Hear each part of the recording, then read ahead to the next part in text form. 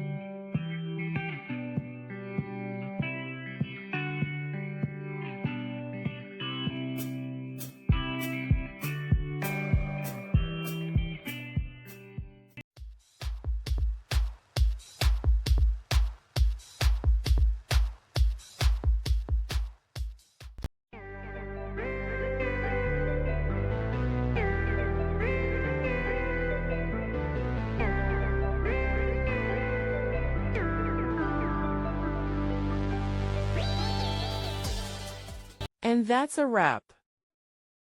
I hope you found the answer you were looking for. If you did, take a second to hit that subscribe button. It really helps out. And let me know in the comments which solution worked best for you. See you next time in the debug zone.